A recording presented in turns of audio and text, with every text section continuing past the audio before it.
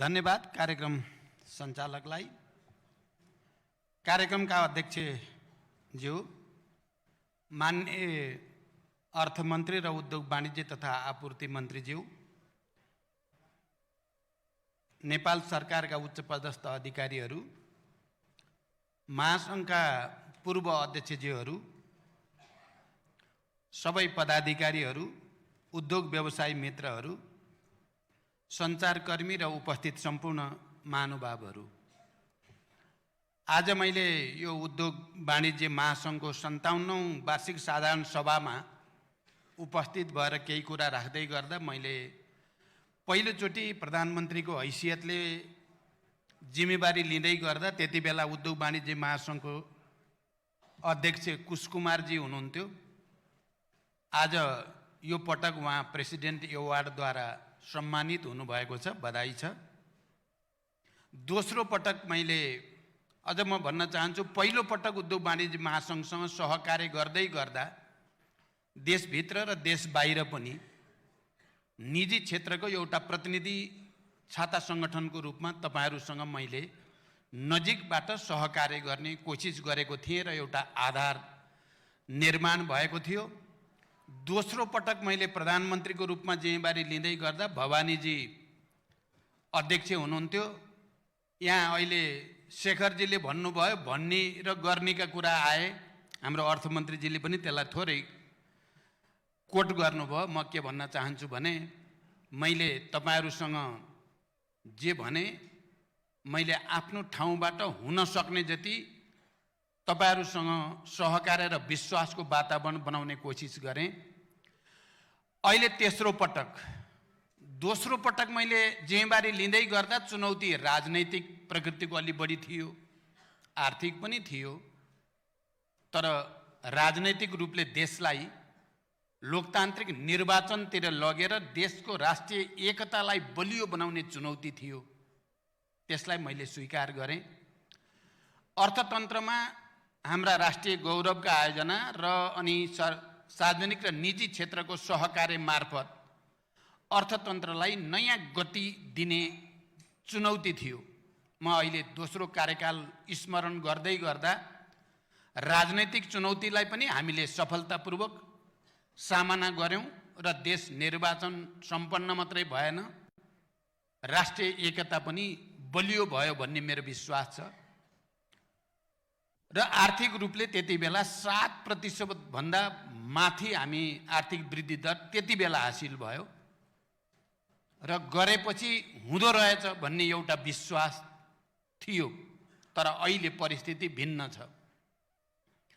अहिले परिस्थिति एकातिर भूकम्पबाट हामी नराम्रोसँग धक्का खायौँ हाम्रो अर्थतन्त्रले, अर्कोतिर कोभिड-19 को कारण विश्वव्यापी रूपमा जुन क्राइसिस आयो त्यसको मार पनि हामीलाई पर्यो र अनि राजनैतिक उतार चढाव र अस्थिरताको पनि परेको छ। अहिले रुस युक्रेन युद्धको असर समेत मिसिएर हामी आर्थिक रूपले निकै ठुलो स्ट्रेसमा छौँ र मलाई यो तेस्रो कार्यकाल एउटा निकै ठुलो चुनौतीको रूपमा र यो चुनौतीको सामना गर्ने अवसरको रूपमा पनि मैले हेरेको छु।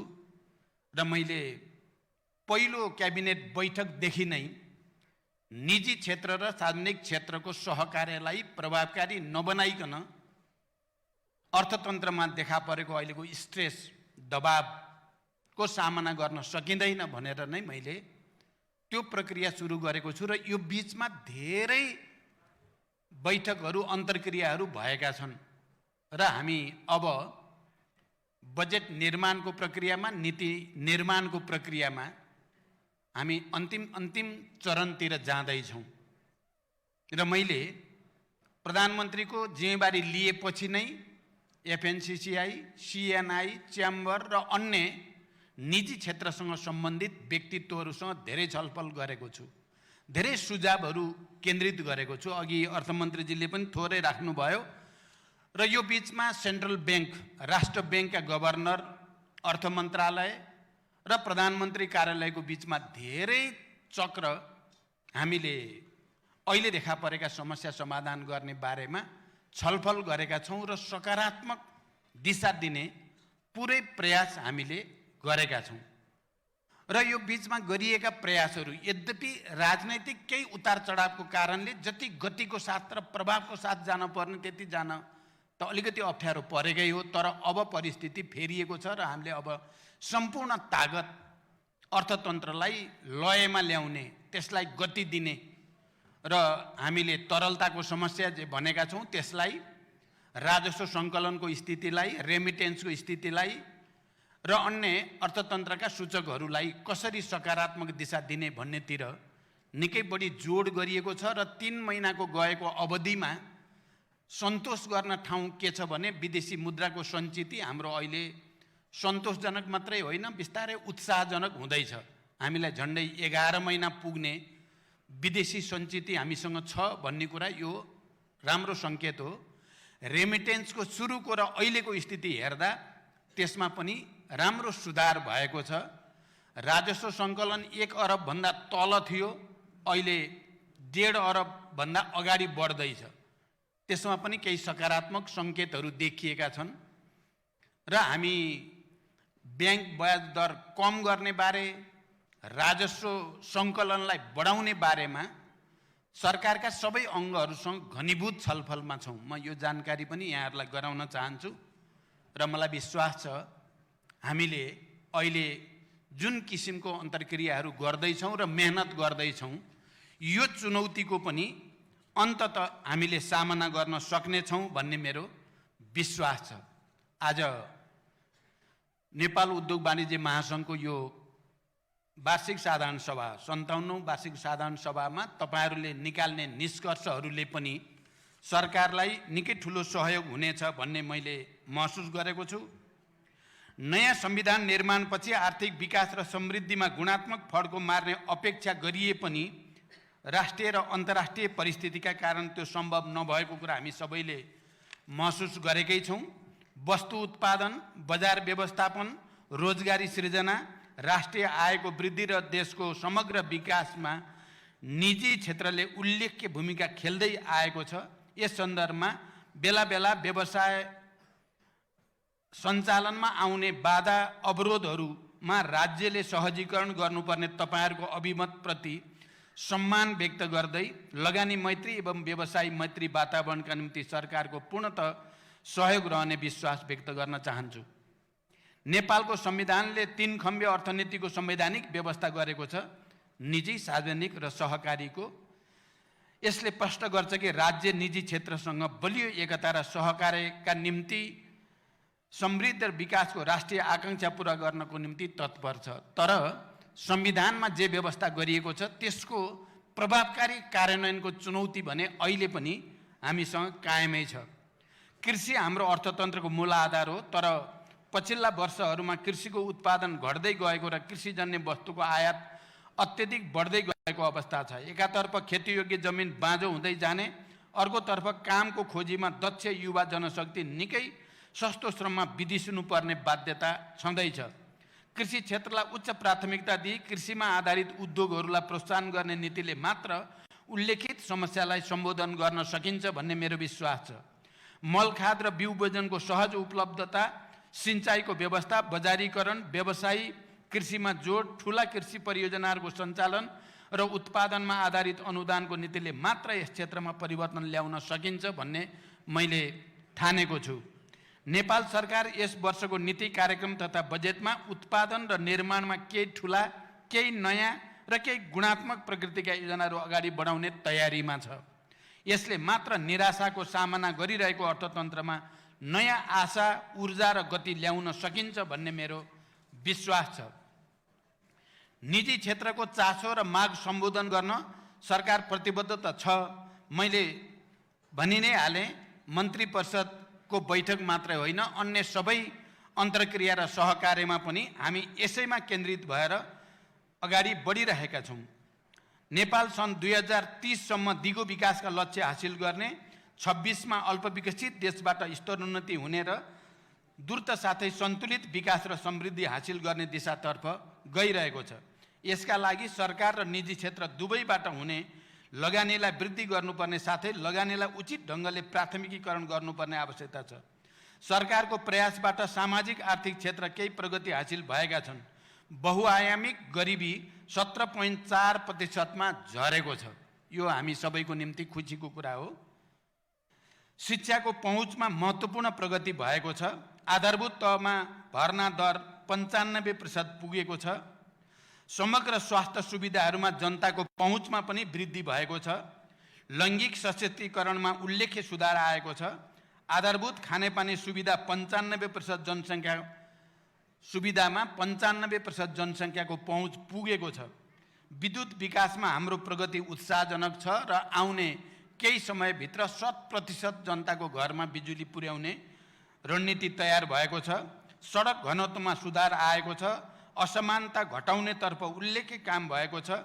विदेशी मुद्राको सञ्चिति, विप्रेषणमा सुधार, पर्यटन आगमनमा वृद्धि, अर्थतन्त्र विघटनको तिर जान्छ कि भन्ने खाले आशंका बिस्तारै निवारण हुँदै गएको छ, त्यसको सम्बोधन हुँदै गएको छ। समग्रमा हेर्दा हामी सङ्कटबाट सुधारको बाटो हिँड्दैछौँ भन्ने चित्र देखिँदै गएको छ। यो हाम्रो लागि खुसीको कुरा हो।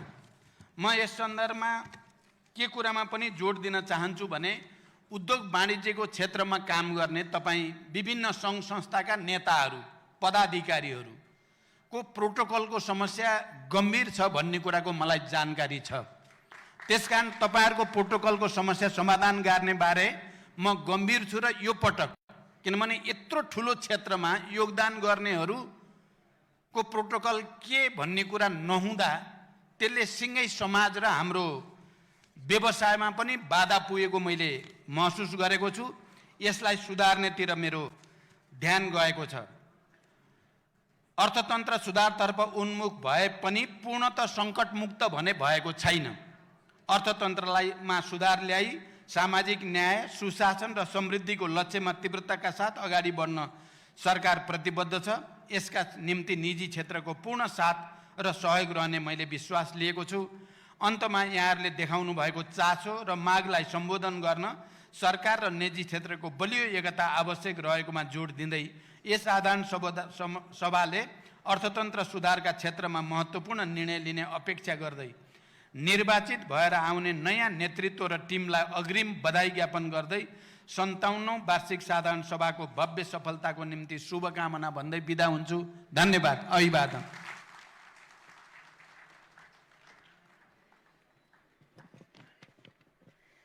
धेरै धेरै धन्यवाद ज्ञापन गर्न चाहन्छौँ आजका हाम्रा कार्यक्रमका प्रमुख अतिथि सम्माननीय प्रधानमन्त्री श्री पुष्पकमल दाहाल प्रचण्डज्यूलाई उहाँको मन्तव्यका लागि साथसाथै दिनुभएका प्रतिबद्धताका लागि पनि हामी निकै नै आभारी छौँ भनेर व्यक्त गर्न चाहन्छौँ।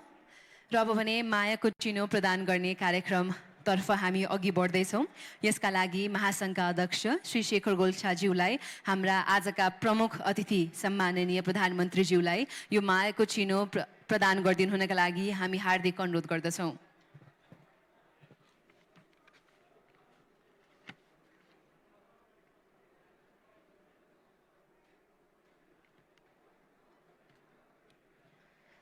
र सम्माननीय प्रधानमन्त्रीज्यूलाई पनि आजको यस कार्यक्रममा आफ्नो गरिमामय उपस्थितिका लागि हामी धेरै धेरै धन्यवाद पनि ज्ञापन गर्न चाहन्छौँ। यहाँले निजी क्षेत्रप्रति देखाउनु भएको माया र सम्मानका लागि पनि हामी निकै नै आभारी छौँ भन्ने व्यक्त गर्न चाहन्छौँ।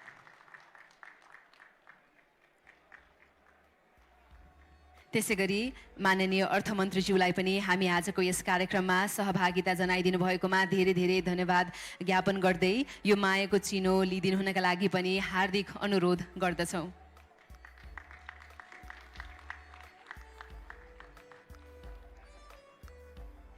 यसैगरी माननीय उद्योग वाणिज्य तथा आपूर्ति मन्त्रीज्यूलाई पनि आजको यस कार्यक्रममा सहभागी भइदिनु भएकोमा धेरै धेरै धन्यवाद दिँदै महासङ्घको तर्फबाट यो मायाको चिनो ग्रहण गरिदिनुहुनका लागि हामी हार्दिक अनुरोध गर्दछौँ। यसैगरी अब हामी अध्यक्ष गोल्छाज्यूको कार्यकालमा महासङ्घको श्रीवृद्धि र निजी क्षेत्रको प्रवर्धनमा निस्वार्थ रूपले सेवा गर्नुहुने महासङ्घका पदाधिकारीज्यूहरूलाई मायाको चिनो हस्तान्तरण गर्ने क्रमलाई अगाडि बढाउन चाहन्छौँ र अब हामी अगाडि निम्त्याउन चाहन्छौँ निवर्तमान अध्यक्ष भवानी राणाज्यूलाई र उहाँकोलाई पनि मायाको चिनो हस्तान्तर गरिदिनु हुनका लागि म अध्यक्ष शेखर गोल्छाज्यूलाई हार्दिक अनुरोध गर्दछु। भवानी म्यामलाई पनि धेरै धेरै धन्यवाद ज्ञापन गर्न चाहन्छौँ यो कार्यकालमा उहाँको सहयोग रहेकोमा। यसै गरी विशिष्ट सदस्य एवं पूर्व अध्यक्ष पशुपति मुरारकारज्यूलाई पनि हामी धेरै धेरै धन्यवाद ज्ञापन गर्न चाहन्छौँ र यो मायाको चिनो लिइदिनु हुनका लागि पनि हामी हार्दिक अनुरोध गर्दछौँ। यसै गरी वरिष्ठ उपाध्यक्ष चन्द्र प्रसाद ढकालज्यूलाई पनि धेरै धेरै धन्यवाद ज्ञापन गर्दै यो मायाको चिनो लिइदिनु हुनका लागि ग्रहण गरिदिनु हुनका लागि हामी हार्दिक अनुरोध गर्दछौँ। धेरै धेरै धन्यवाद वरिष्ठ उपाध्यक्ष ढकालज्यूलाई पनि। यसै गरी उपाध्यक्षज्यूहरूलाई पनि अब यो मायाको चिनो लिइदिनु हुनका लागि म स्टेजमा निम्ति आउन चाहन्छु। दिनेश श्रेष्ठज्यूलाई धेरै धेरै धन्यवाद। यसै गरी अञ्जन श्रेष्ठज्यूलाई पनि यो मायाको चिनो लिइदिनु हुनका लागि हामी हार्दिक अनुरोध गर्दछौँ र उहाँलाई पनि धेरै धेरै धन्यवाद ज्ञापन गर्न चाहन्छौँ हामी।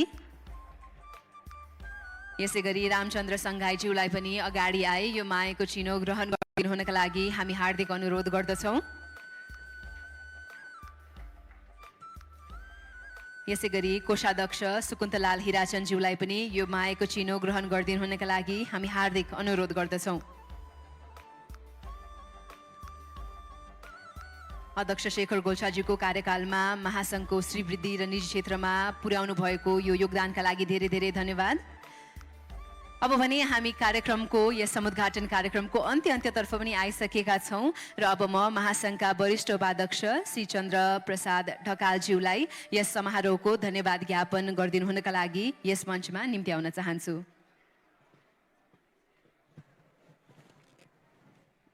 धन्यवाद कार्यक्रम सञ्चालकज्यू। यस गरिमामय सभाका सभाध्यक्ष तथा नेपाल उद्योग वाणिज्य महासङ्घका आदरणीय अध्यक्षज्यू, सम्माननीय प्रधानमन्त्रीज्यू, माननीय अर्थमन्त्रीज्यू, माननीय उद्योग वाणिज्य तथा आपूर्ति मन्त्रीज्यू, संवैधानिक निकायका प्रमुखज्यूहरू, नेपाल सरकारका सचिवज्यूहरू, नेपाल सरकारका विभिन्न विभाग